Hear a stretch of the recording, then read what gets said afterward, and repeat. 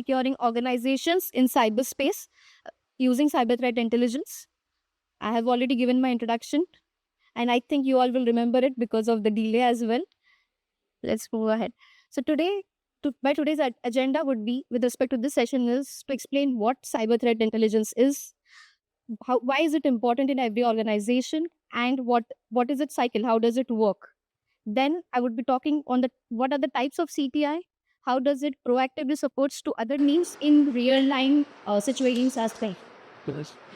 Moving ahead with, I will be talking on most targeted industries in 2024, followed by geopolitical risks that are of the case. So this is a scenario that I'd like to give you of, what if your organization gets impacted by a cyber attack? Anyone would like to comment anything on this? Yes. It's fine, you don't. There's nothing called as right or wrong. You can just say. But then I'm saying that is the right. But everything comes after that. The first thing that happens whenever there is a cyber attack and occurs, this the panic situation that gets created in every organization. It's obvious that if you are working in a stable mind, you can think on every problem with a proper mindset. But when you come under panic situation, it's very difficult for everybody to even cure the problem that has occurred. For this, whenever there is a cyber attack, as she mentioned, the impact is another major factor. Let's see what is the impact on the cyber attack. Because of so first is brand reputation. As if it is a big organization and it gets impacted, so it's like the information gets spread over the media articles everywhere, and there is a brand reputation that comes at stake. Followed by financial loss. It's obvious that when any cyber attack occurs, the victim company has to either pay to the ransomware group or the cyber criminal hacker who has actually targeted them, or if they are not informing to the government agencies, then they by default had to pay penalties for that. Then there is loss in the confidentiality of data. Now, whenever there is any unauthorized access to the data, which is very confidential and very important to the organization, and if some unauthorized person gets access to it, that means the secrecy of that information is lost, because it can get leaked anywhere on dark web forums or any other platforms as well, or the hacker might even threaten the company based on that confidential information. Then loss in the integrity. If I have access to any particular source code, which is very much important, and then the person or the account that I have compromised has the higher privilege accesses, in that case, it is very easy for me to just manipulate the data and inject or ingest any malicious code that I would like, and the company will get impacted, causing a big loss. And last is the unavailability of resources. One of the major example could be DDoS attacks, wherein the services are disrupted. But because of this because the services or the operations are disrupted, there is a major impact on the business as well, which by default comes under financial loss. So these are the impacts that occurs because of the cyber attack. And in this case, you need to think properly on what are the immediate measures that you need to take to reduce the harm that has already caused. But what if I say, with the help of cyber threat intelligence, you can reduce the damage that has already happened? What if I say, if if CTI people inform the organization way prior, even before happening this attack, like CTI team can definitely cause or stop the damage that is happening. So what is cyber threat intelligence? CTI is any actionable information that can be leveraged by the organization to implement security measures in the organization. It helps the decision makers to take faster decision, and it allows the company to behave in proactive mode instead of being on the reactive side of the cyber attack. Now, what is its scope? What does it actually do, and what all exact threats that it comes under its scope? First is it takes care of all the external threats that are occurring all over the world. It keeps an eye on the internet, whatever is happening. It could be geopolitical threat, it could be some political campaign going on, it could be any type of threat which can be a risk to the company based on the type of threat it is. Next is vulnerabilities and exploits. CTI does look after all the disclosed vulnerabilities that the vendors or security teams or security researchers do publish over the internet. So CTI does take care of that as well, whether there is any POC or exploit code that is available on code repositories as well. Next is dark web mentions. So CTI also look into the dark web mentions for its company into dark web forums or dark web marketplaces, wherein they specifically look whether is there any threat actor or maybe espionage group or maybe cyber criminal actor or any activist group is trying to gather information of my company or is trying to target my company by some ways or is trying to look for information or confidential information or even in case like code repositories, many a times it does happen that there are uh, companies proprietary code that are exposed. So this is what comes under dark web mentions as well. Geopolitical conflict, as I mentioned earlier, this is currently ongoing a major threat to the businesses, private businesses all over the world. But being a CTI team and to protect the organization in a proactive mode, we need to keep an eye on this factor as well. Next is threat actor profiling.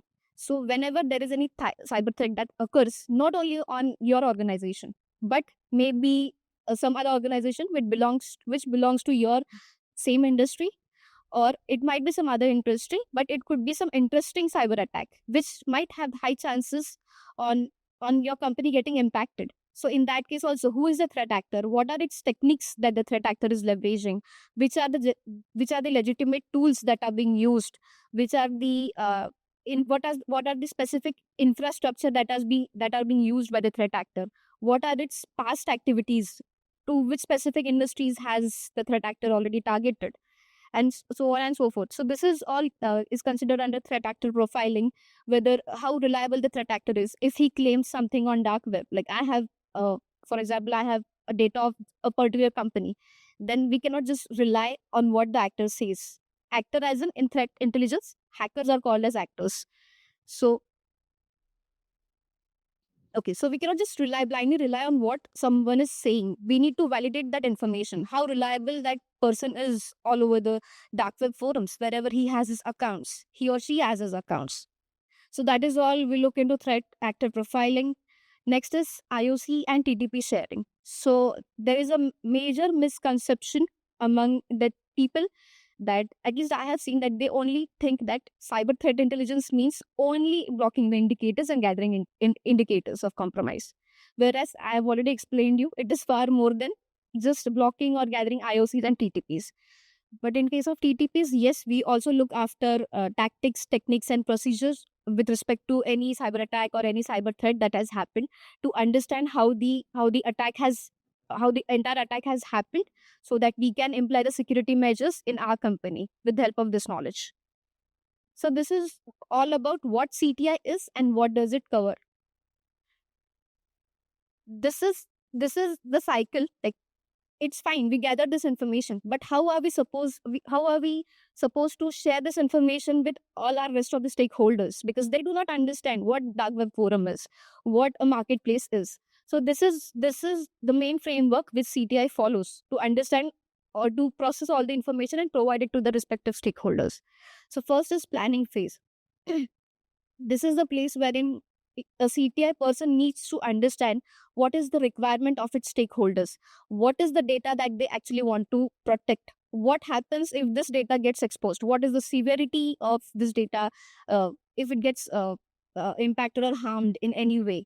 So that this is what, instead, all the requirements, proper requirements needs to be understood in this phase to achieve the expected results out of it. Followed by collection. This is the phase wherein all the data is being gathered. Raw data is being gathered by multiple sources. It could be open source platforms, could be media articles or code repositories, GitHub repositories. It can be some research uh, paper or research article that is published by security researchers. It could be some big organization into threat intel that have already published their papers. So even that information can be gathered.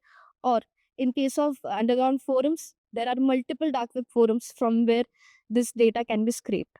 So this is what in this phase happens. Like all the raw data from dark web forums, apart from this, dark web marketplaces wherein the credentials of the company's employees are mostly dumped or they are being put up on sale. So this is what we gather in, this is what the raw data has been gathered in a collection phase. Next is the processing phase. Now, when you have a huge amount of data, raw data, but it is not possible to analyze. If you have tons of raw data, you need to smartly categorize it in such a way that you're able to analyze this data to get a good outcome out of it. So in this phase, the threats that are being gathered, they are specifically configured using some rules into threat intel tools. Major companies have threat intelligence tools, but few of the small businesses who do not have the budget to buy these tools, they also do manual research with respect to this information. But specifically for those companies who use threat intel tools, they configure multiple alert rules to categorize all this raw data into a particular category format so that it is easy for the analyst to analyze and create or get some good outcome out of it. With the help of this, you can channelize the data, you can see, you can bifurcate the data into multiple severities like critical, high, medium, low. Low doesn't mean that it is not useful. If it is something, it might not be needed now, but it is something that should be taken care of. Maybe you can keep it in your queue list so that you can take certain actions on it later. But this is what happens in the processing phase. Next is analysis phase. This is the main part of CTI wherein all the data is gathered, it is already processed, everything is in place, and now you need to analyze the data. So this is the phase where you understand, okay, what happened, why happened, what was the actual motive of the hacker who was behind the target, why did it target, what are the specific products that are being, or the infrastructure that the hacker is using to damage the company, which are the products that are at high risk. And based on all this information, the CT analyst comes to an assessment and gives certain recommendations based on what type of threat it is. And then comes dissemination phase. This is the phase wherein all the CBI team ensures all the useful information or all the analyzed information, which is already converted into actionable data, it gets submitted to respective stakeholders, because it is very much important to understand what type of data you're sharing with which specific stakeholder. If you're sharing some highly technical information with non-technical team, it doesn't add any value because they cannot do anything with it. So in this dissemination phase is the where you need to make sure that right type of data is being submitted or shared with the right type of people. Last is the feedback phase, which is very important. It is very crucial because it is important to take frequent sessions with respect to feedback phase, because it might happen that you are sharing some sort of intel which might be or might not be useful for the team with whom you're sharing. So with such type of sessions, you need to understand, okay, what is the exact requirement of the team. Okay, I guess first we did discuss on this, but I guess there is some misleading or miscommunication that happened. So in feedback phase, the stakeholders do tell us what exact changes they need, what more requirements they are going to add into their previous requirements, and all these things. That's why feedback session is important to understand, even from threat intel point of view, that what the data in which you're spending your hours and hours of research and time, that should make some sort of sense to other people and they should be able to leverage it. That's why this phase is important. That's all about the phase, how it works. And now these are the types of CTI, and how does each type proactively supports to the other teams in real time attacks. First is strategic. This is the type wherein all the high level information about any threat landscape or any threat is being shared. This type is mostly beneficial for the security leadership or the executives people who do not need to get like dig deeper into the technical details, but should have some sort of idea of what the attack is, what how it happened and all that stuff. Because this leadership needs to finalize on certain strategic plans based on this information. Then comes operational. This is where all the real time information related to active threats or real time incidents comes into the picture. This phase is mostly beneficial for incident response teams or SOC teams. So basically, those teams who are involved in any type of incidents or any type of active ongoing threat which needs immediate care.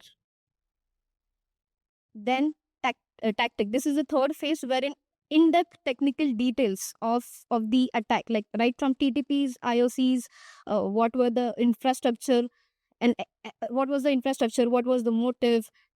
And it is beneficial for threat hunting as well, to create detection rules to protect the organization from similar type of attacks in the future as well. It is also helpful for vulnerability. For example, there is a vulnerability and CTI analyzed it.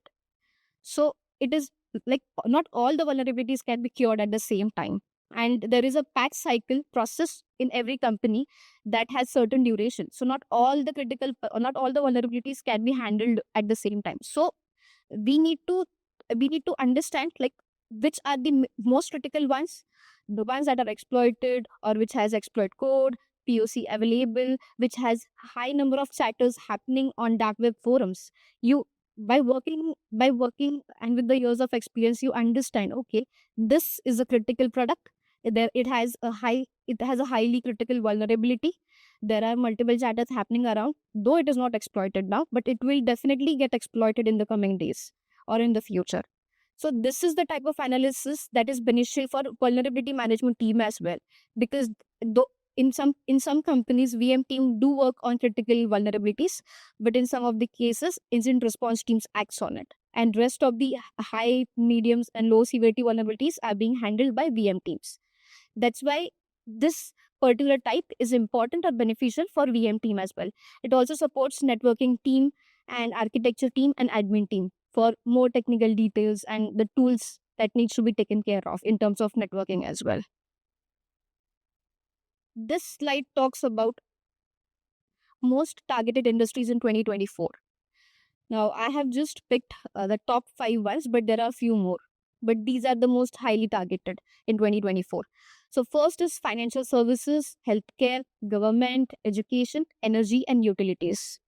Let's see what are the major threats in financial services for 2024. If you see ransomware attack, cryptocurrency attacks, business email compromise, phishing and social in short, phishing attack or social engineering attack were on spike in 2024. Apart from this, at least I have seen in case of financial services, there are multiple legitimate tools are being used to carry out certain attacks. It's like if I want to impact the company with malicious script. So I might use some legitimate Python code. I will inject my script in that, and because of the legitimate script, because of the legitimate Python code, like the security tool won't be able to detect it, and because of that, I might compromise the system. After that, I might also use legitimate remote access tools to to have remote communication, remote connection with the victim machine. So I have seen this type of attack performing by certain threat actors in case of financial services. Moving ahead with healthcare. In healthcare in 2024, electronic health record breaches, IoT devices, ransomware attacks, supply chain attacks. These were the major threats. Uh, It's like in case of healthcare, I would like to give you one interesting example. So there is a company named as Change Healthcare. It is one of the giant into healthcare payments. It is a US based firm.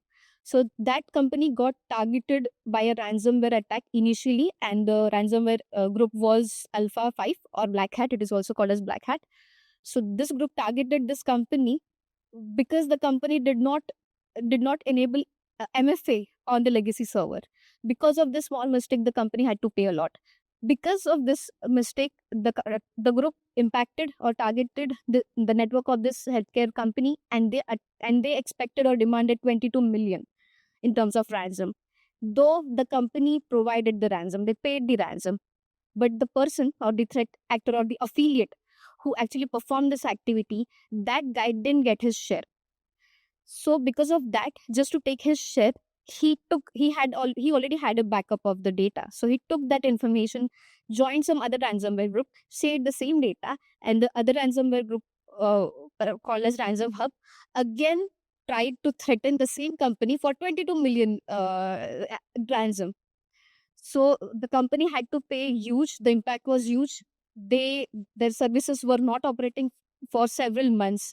Then multiple customers sued them as well because of this major impact, because it was one of the giant into the healthcare payments in US. Okay. Another thing is in healthcare IoT devices like the pacemakers or the smart machines that are being used in case of healthcare, because they are very critical machines, and if they are not being handled properly, it creates a big impact on the patient as well. In few of the cases, in case of healthcare, patients have even died because of the attacks.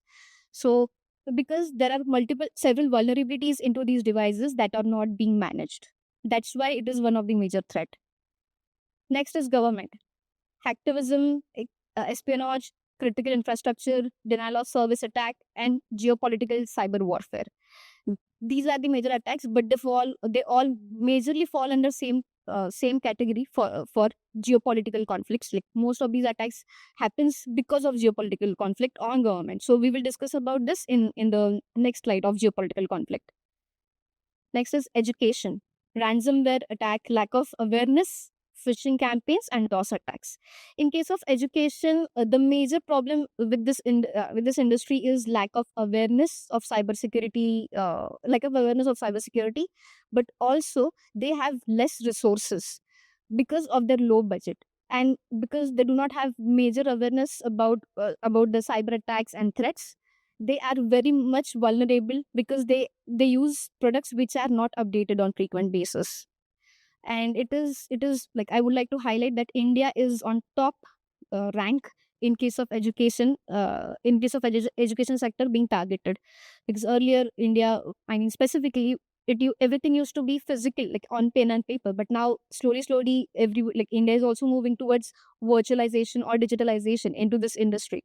So, and they are learning and coping up with new technologies and new cyber attacks. But the criminals are already sophisticated, and they are very, since they are very already smart and they are already practicing these attacks on daily basis, it becomes very easy for the criminals to target this industry.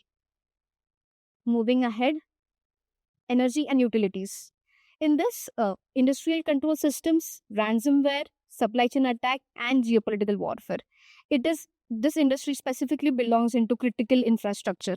That's why this is majorly targeted because of geopolitical conflict, or any political intentions. So this is something that should cover in geopolitical conflict as well. Moving ahead. This is the highlights of 2024. If you see, 60% of financial services have reported that they have suffered ransomware attacks. I would like to highlight a point here. It says 60% institutions have reported the attacks. There are multiple companies who do not even report the attack. They do not even inform their customers, their vendors, or any other company with whom they share their network. And then the other companies who are in link with the victim company, they get to know this information because the criminals put up their information on sale, and then they try to threaten the victim companies. Because of this, the suppliers or the customers gets to know, okay, something like this has happened. So that's why it is very important. And I guess even 60% of the financial institute, like 60% is also very much important. It's a big number, I feel. Next is 45% of all attacks on government institutes are all linked or attributed to nation state activities. As I mentioned, government is mostly targeted with geopolitical intentions. That's why the most major attacks that happens on government is mostly by hacktivists or nation state or espionage groups.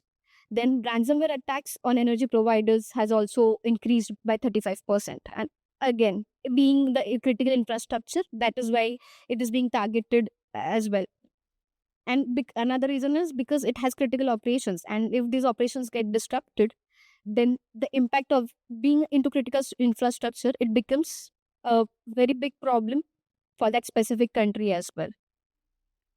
Next is industrial control system attacks. If you see, in case of critical infrastructure breaches, 20% of the attack of the ratio is being covered by ICS attacks, because industrial control systems, these are the system which holds or which gathers information of the entire working process of a particular industry. Okay, to a particular industry. Moving ahead, cyber attacks in case of education, as it's mentioned, 37% has been increased compared to 23. Last topic is, I guess, interesting as well, that talks about year of takedowns. So this, like 2024, has been industrial control system. So in 2024, FBI or law enforcement agencies took down or seized infrastructure of multiple ransomware groups.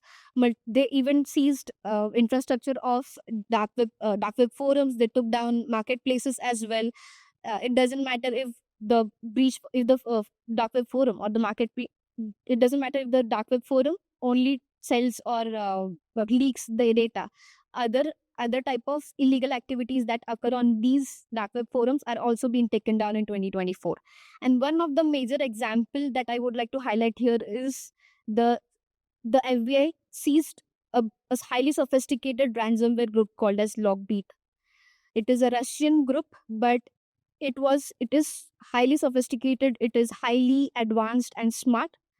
And because of that, this group has specifically targeted almost all the sectors all over the world. It is hardly like this group has left some of the sector which they did not target.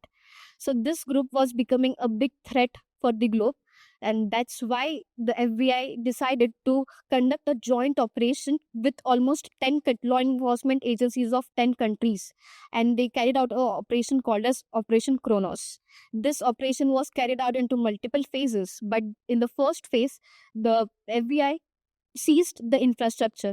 And the way they seized the infrastructure was actually not very critical part, because the server that the group was using, it was running a vulnerable PHP version.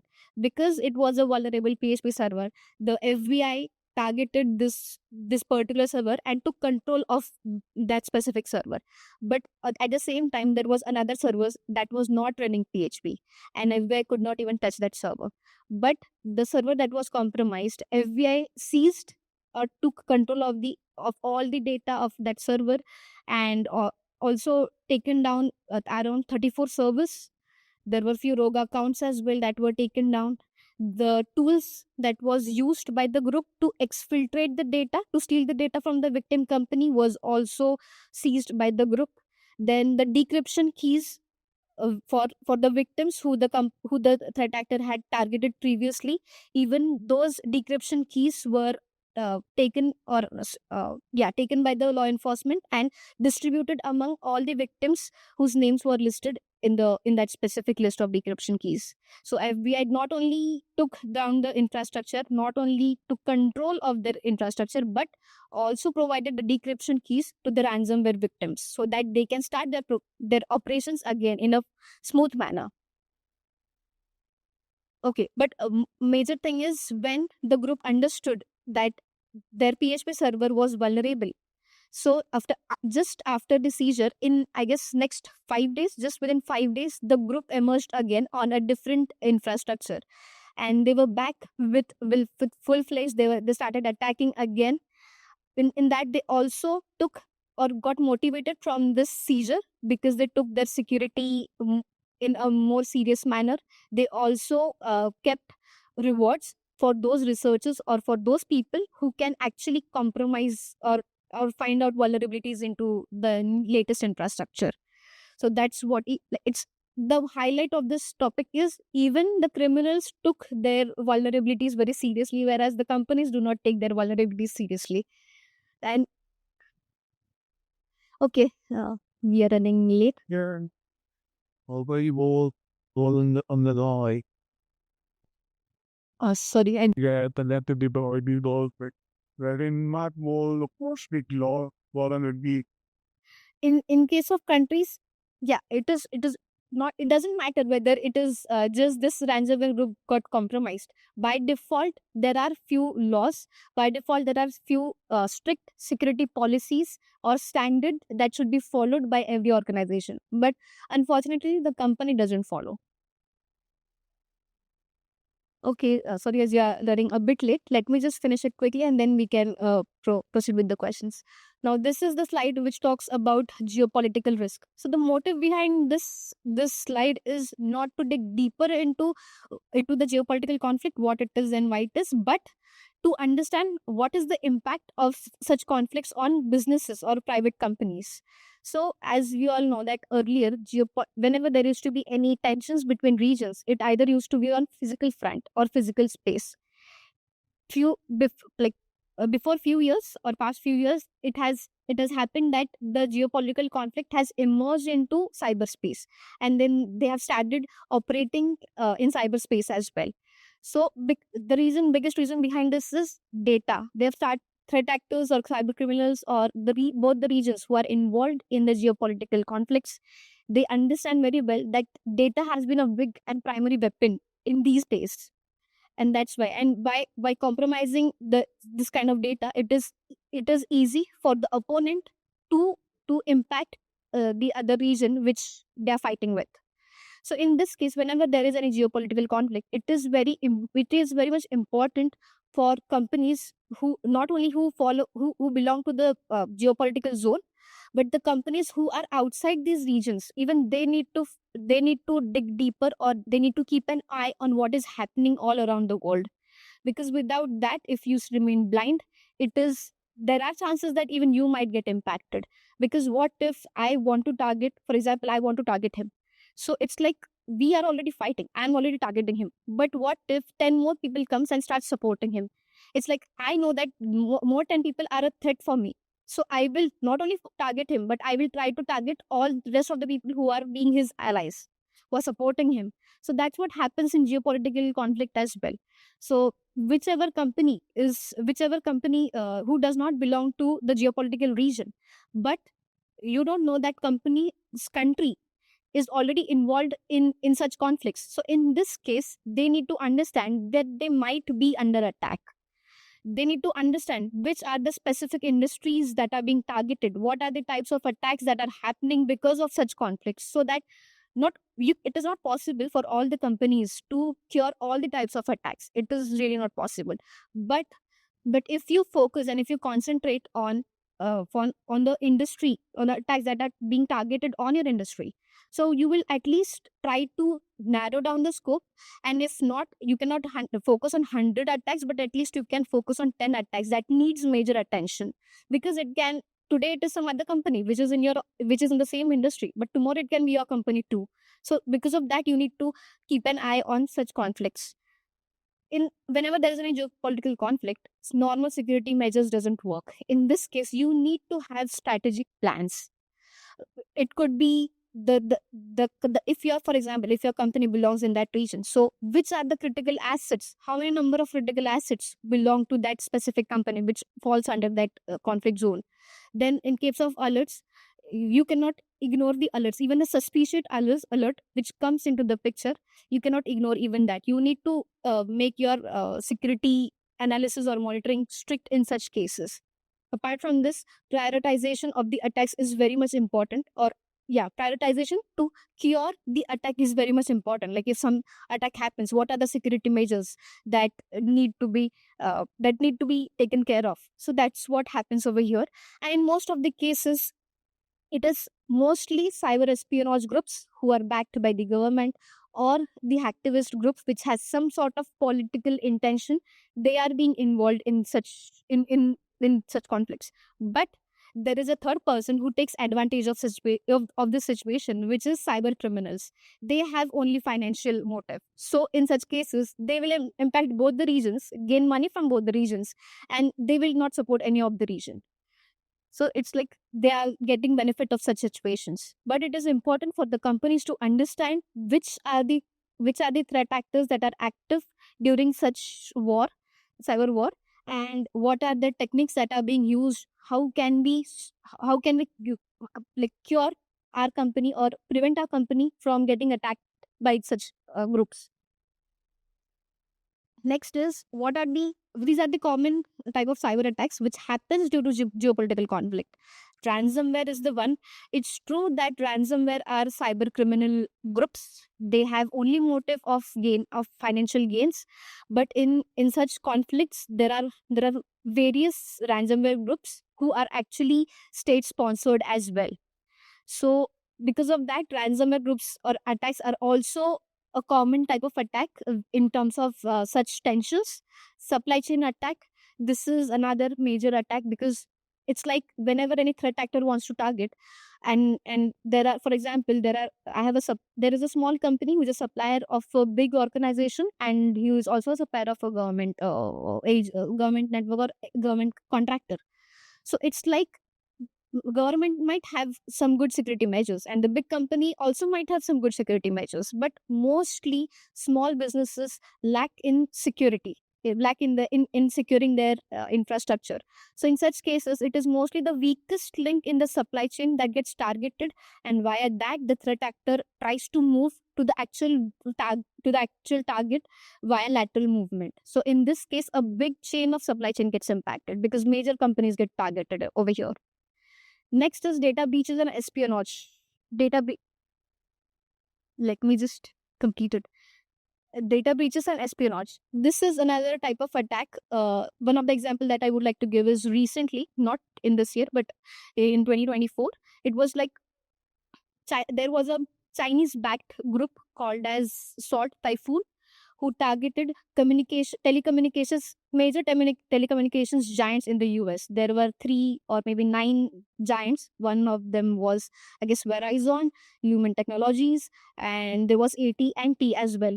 These were the 3 major, but there were more in as the research progressed, as investigation progressed. There were a few more companies that came into the picture, but these 3 companies were the major targets because telecommunications is one of the critical infrastructure sector, and the motive behind a Chinese group to target these companies were to gather intelligence because they wanted to target those systems that had US federal authorized biotaping requests by the government, by the court. So they wanted to gather these kind of intelligence via taping requests by the US. Because of that, they were targeted. DDoS attacks. This is one of the major type of attack that actually targets multiple government agencies, and also education sectors in terms of geopolitical effect, in terms of geopolitical conflict. Disinformation campaign. The motive behind this is basically to change the opinion of the public, to show how the specific government is being injustice with them, and to gather sympathy, and to show how the government is trying to threaten other governments and other peoples. So that is why such campaigns occur. One of the example of disinformation campaign would be media based companies or social media based companies are major targets because nowadays everything gets viral on social media. So this is not something that is happening now, but earlier it was like, if a major media company gets targeted, then whatever the threat actor or the opponent wants to portray or wants to convey that messages to the opponent's people, that is achieved via this. Last is, what are the impacts of geopolitical tensions on companies? First is increased targeting of key sectors. It's true that if in this case, as I mentioned earlier, critical infrastructure are the major targets like telecommunications, finance, healthcare, energy and utilities, transportation, and many more. So, whichever company belongs under such category should stay vigilant because they are at high risk in such type of conflicts. Next is escalation of attacks. It's by default whenever such conflict occurs, the specifically primarily the region wherein this conflict occurs is they are the attacks that happen on them, it's obvious. But as I mentioned earlier, the companies whose government has some sort of involvement into these conflicts should also be vigilant because they are also under they might also suffer high number of cyber attacks. global collaboration against cyber threats. It's true. If you do not have sufficient intel, you cannot cure your company. If you're not able to gain it via your own security team, you need to have or collaborate with other intel communities, or with your partners, with your customers, to gather such type of insights, to to collaborate, and together you all can definitely cure this type of threats. Long term economic impact, it's true. As I mentioned, in case of Change Healthcare, the US giant firm, it is not it did not get targeted because of geopolitical conflict, but it is one of the good example to show that if you're being targeted to a larger extent, it will definitely it will definitely uh, allow you to pay more and more. That's why you need to have a security in place. And loss of customer trust, it's true. If any company gets impacted by cyber attacks, and it gets publicly spread everywhere that the company has been targeted, it's obvious that the customers will definitely doubt with whom they are having their relations with. And last, this is the last slide that shows the World Cybercrime Index ranking, or the scores based on each country. So this slide talks about which are the major countries that were targeted in 2024. It is a research done by few researchers from University of Oxford. So if you see Russia, Ukraine, China, United States, these are major. It's true that they are, as it is gets targeted, but they're also involved in geopolitical conflict. They were on top in case of geopolitical conflict in 2024. They might be in 25 as well, but at least in 24. That's why the ranking is on top according to the research. And rest of the countries are also ranked according to the number of attacks they have faced in 2024. And that's it.